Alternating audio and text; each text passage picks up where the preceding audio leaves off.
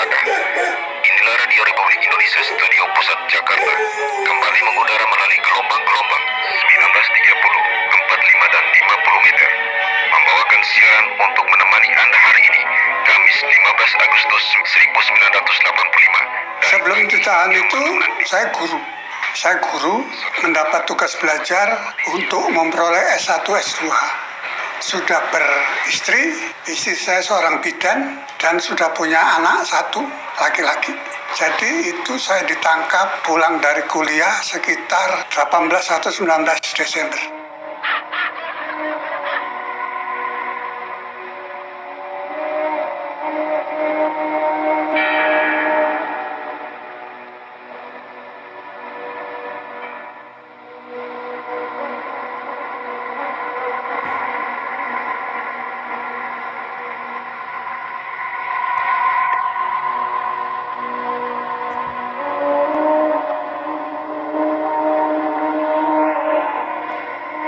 Sebagai mahasiswa waktu itu diwajibkan ikut militer.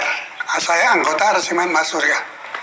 19 Desember ditangkap tuh ya biasa aja. Saya didatangi, dijak omong, terus naik jeep, dibawa ke Kodim. Setelah di Kodim, pindah ke Koblen pindah Kalisosok. Setelah berapa bulan, pindah ke Nusa Kambangan. Kita dibawa ke Pulau Buru tanggal 17 Agustus 1969.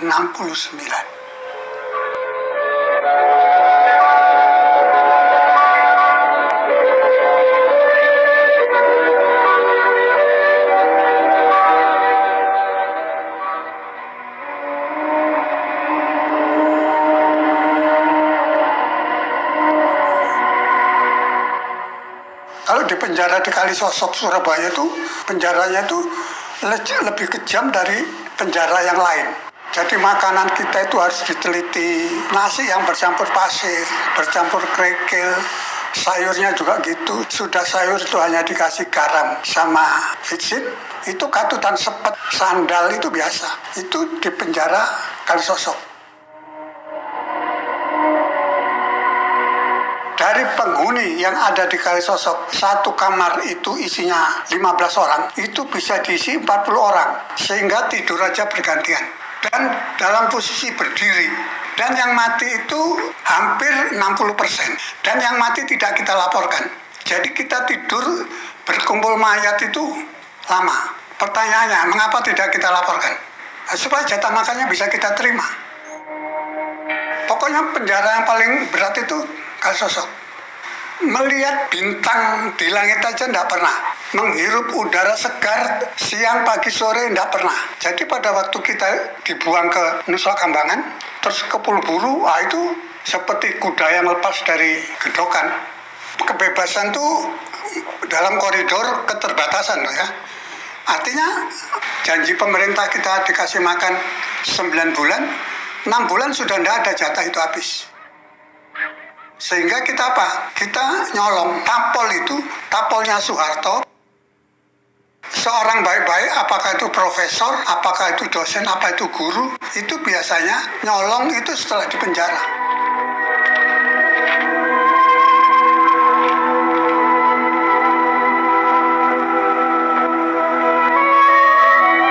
Pemerintah kurang ajar, tentara-tentara yang menjaga kita di sana, mestinya kita tuh diarahkan ke pertanian, banyak diarahkan ke menggergaji kayu. Yang itu langsung masuk saku mereka. Ya, pada waktu kita ikut organisasi mahasiswa, kita sudah mendapat pengetahuan dasar bahwa organisasi sayap komunis itu tidak berangkat pesta. Itu kita harus sudah siap buang, bui, bunuh. Nek kecekel, iki aku dibui. Nek dibui, gak cukup dibuang. Dan betul, bui sudah, buang sudah, bunuh yang belum. Tapi gak harap-harap. Ya, tapi gak harap-harap. Nah, bagaimana Bapak merawat diri Bapak untuk kayak bertahan? Pernah dengar idealisme? Karena kita punya idealisme, kita punya cita-cita, kita punya spirit. Hal-hal seperti itu sementara bisa kita tangguhkan. kita berolahraga, kita berkesenian.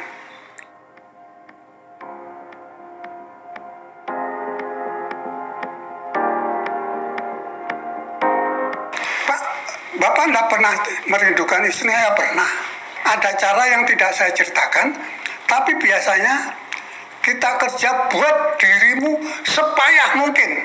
Kalau kamu sudah payah, kamu tidak mikir apa-apa. Nah, itulah yang kita secara ekstrim yang kita praktekkan di penjara. Jadi,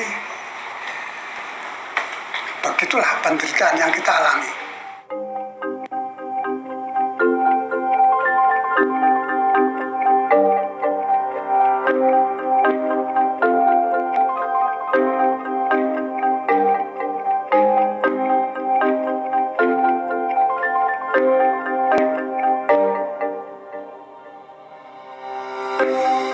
Saya bebas 79, bebas dari buru-buru itu tidak bisa mengajar.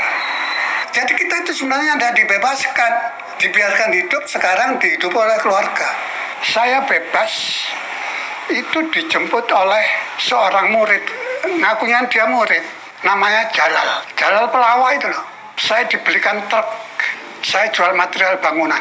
Tapi karena hidup seperti itu tidak bisa, kita harus berhadapan dengan polisi, terus belum lagi berhadapan dengan preman. Toh lama-lama itu tidak enak.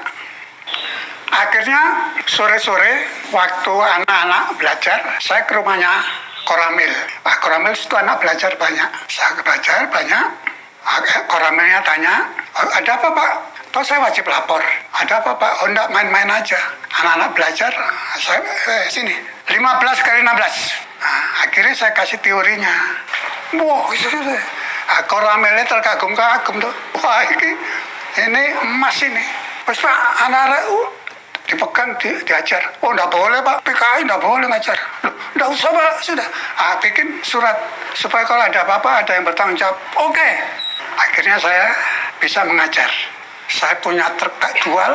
Jadi keadaan itu bagaimana kita tunggangi.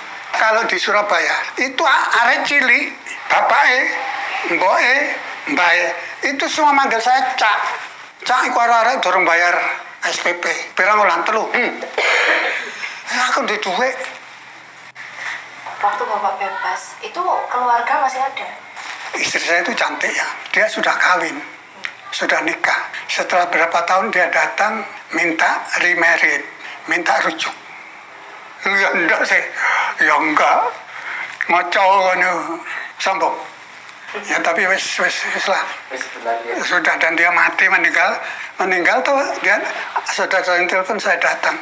Anu Mas, Badar, kawan gini stop, dia meninggal bunuh diri, sudah jangan diceritakan lagi. Loh, Mas Korlo ya bunuh diri. Sisa obatnya dihabis, jadi sisa obat terakhir itu dihabiskan dalam perjalanan mati.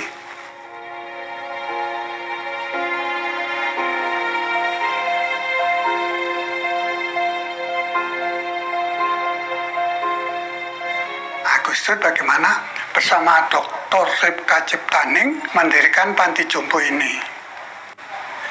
Sesuai dengan tulisan di depan, itu adalah prakarsa Ibu-Ibu Gerwani, Ciptaning, dan Gus Dur. Jadi waktu itu Gus Dur sebagai presiden, besar harapan kita. Sing bisa mengatasi pekerjaan kita ini, penderitaan kita itu Gus Dur. Ibu-Ibu Gerwani itu datang ke Gus Dur, Gus, ya apa, kita ini cari makan susah. Akhirnya sama Gus Dur minta bagaimana kalau ada tempat untuk mereka berlindung. Sekarang tinggal Bapak doang nih ceritain. Ya meninggal. Yang di sini itu rata-rata usianya 75. Saya ini yang masih beruntung 83. Jadi entah itu laki-laki, entah itu perempuan, itu meninggal karena usia. Jadi kita punya beras, kita punya gula, punya kopi ya. Itu tuh kecuali ada donasi, itu teman-teman yang dulu tidak tertangkap, itu yang sering bantu kita. Jadi ada solidaritas masih.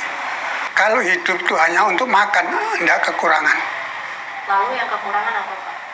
Kalau saya pasti istri pasti ya. Ternyata hari-hari terakhir itu memang butuh. Terus ada yang diajak omong. Ternyata itu perlu.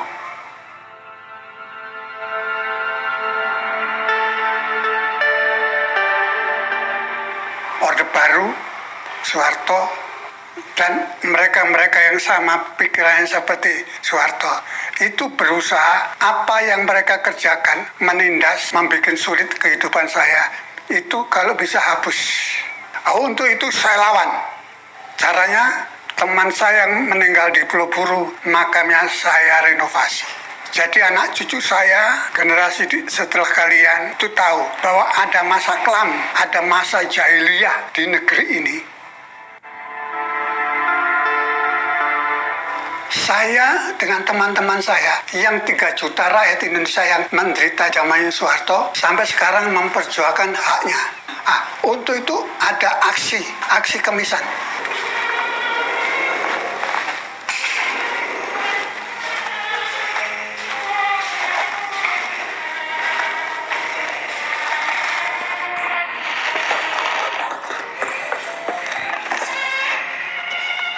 Tulang belulang tengkorak, payung hitam.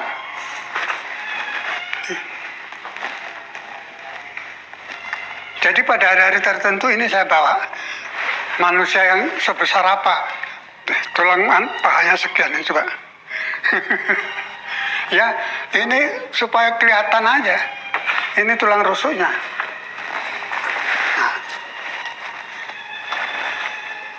Jadi kalau saya sombong itu pantas, saya tak tangkap mengeluh, ya apa ya? Semua ngeluh, kalau saya tidak kerjakan. Gagal, ulangi. 3 kali jadi. Itu. Kita ini tapol, PKI. Setuju tidak setuju, kita sudah dicap PKI. Apakah itu seluruhnya PKI atau yang lainnya itu orangnya Soekarno? Ternyata yang banyak itu orangnya Soekarno. Kalau ada 1000 yang di Pulau Buru, 1000 orang di Pulau Buru, itu yang 10 itu PKI, lainnya itu orangnya Soekarno. Bapak punya penyesalan nggak sih Pak dalam hidup ini? Oh enggak. Apa yang sudah saya kerjakan itu saya perhitungkan. Jadi saya tidak pernah kecewa, tidak pernah nyesal, enggak. Saya optimis. Saya punya semangat untuk hidup, bertahan hidup, dan seterusnya.